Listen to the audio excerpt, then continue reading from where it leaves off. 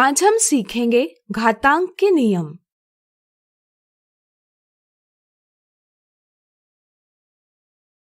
गणित एवं विज्ञान में अक्सर हमें घातांकों पर विभिन्न संक्रियाएं करना आवश्यक हो जाता है।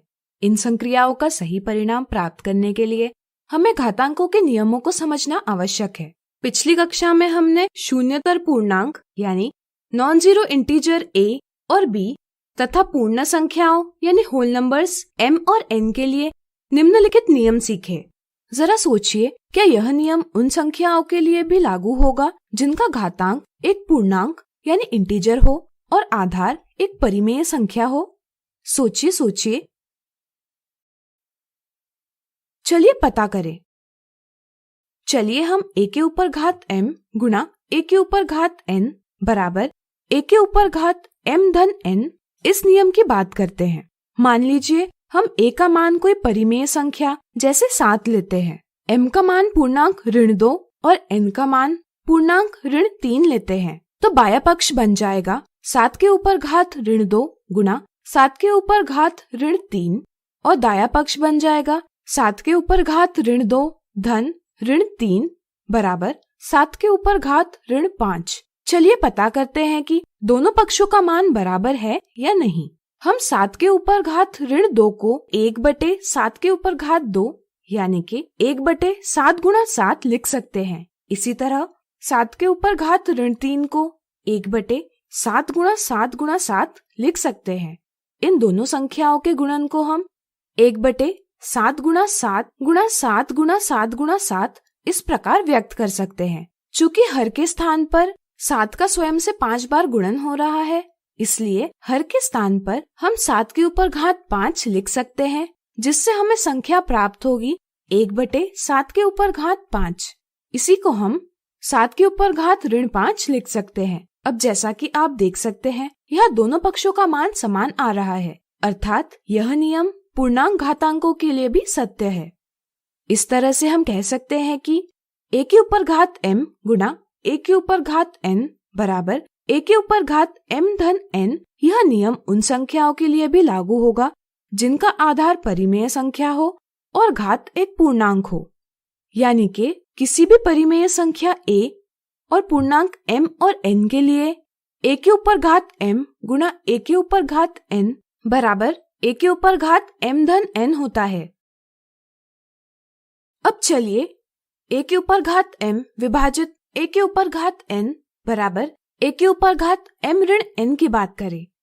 यहाँ अगर हम a बराबर 7, m बराबर ऋण 2 और n बराबर ऋण 3 लेते हैं, तो हमें प्राप्त होगा 7 के ऊपर घात ऋण 2 विभाजित 7 के ऊपर घात ऋण 3 बराबर 7 के ऊपर घात ऋण 2 ऋण 3।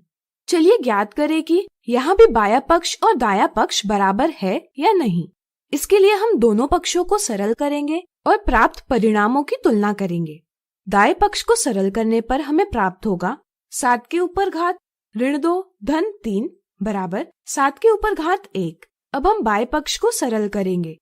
1/7 के ऊपर घात 2 विभाजित 1/7 के ऊपर घात 3।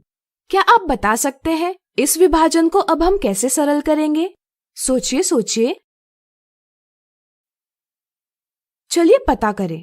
क्या आपको याद है कि जब हम परिमेय संख्याओं का विभाजन करते हैं तो पहली संख्या को वैसा का वैसा रखते हैं, फिर विभाजन के चिन्ह को गुणन के चिन्ह से बदल देते हैं और दूसरी संख्या का व्युत्क्रम यानी रेसिप्रोकल लेते हैं।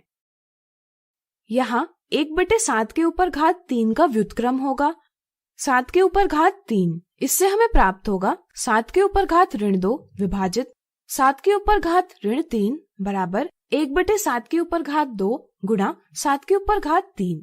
चूंकि 7 के ऊपर घात 2 बराबर 7 गुणा 7 और 7 के ऊपर घात 3 बराबर 7 गुणा 7 गुणा 7 है, इसलिए हम हर से 2 7 और अंश से 2 7 काट लेंगे। इससे हमें परिणाम प्राप्त होगा 7 के ऊपर घात 1, जो कि दाएं पक्ष के बराबर है।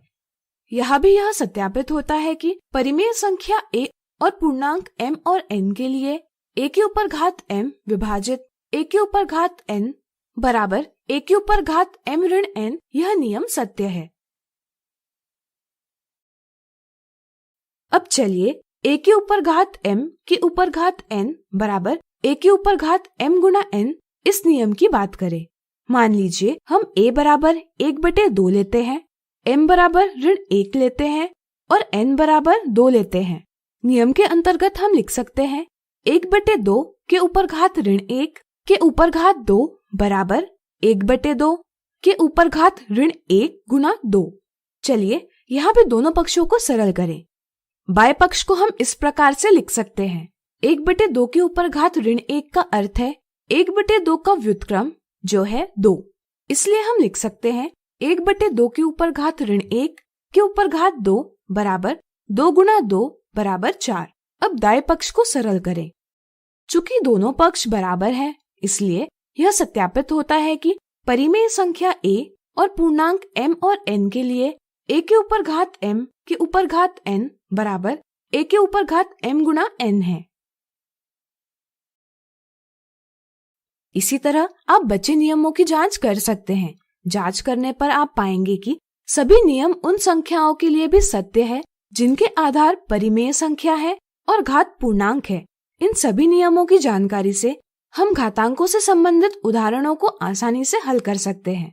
तो हम कह सकते हैं कि परिमेय संख्या ab और पूर्णांक mn के लिए a के ऊपर घात m गुणा a के ऊपर घात n बराबर a के ऊपर घात m धन n है।